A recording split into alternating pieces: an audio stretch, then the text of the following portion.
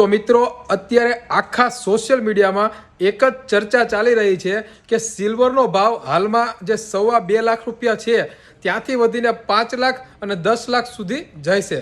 પણ શું આ સાચામાં જ સિલ્વર એક મોટો મલ્ટીબેગર છે કે પછી આપણે લોકો ટેકનિકલ ટ્રેપમાં ફસાઈ રહ્યા છીએ?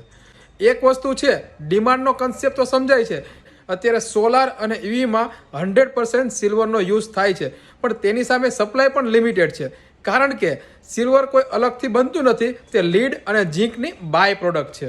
પણ જ્યારે પણ કોઈ પણ વસ્તુની ડિમાન્ડ વધે છે પણ સપ્લાય નથી વધતી, ત્યારે તેમાં બે વસ્તુ થાય છે, કાં તો તે વસ્તુનો ભાવ વધી જાય છે અને કાં તો બીજી વસ્તુ કે તેની રિપ્લેસમેન્ટ આવી જાય છે।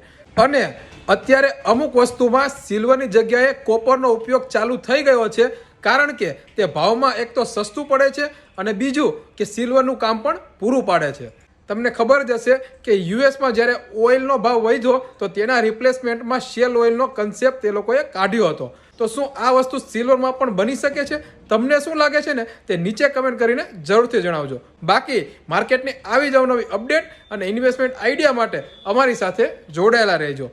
પેજને ફોલો કરી દેજો, રીલને શેર અને લાઇક કરવાનું ભૂલતા નહીં।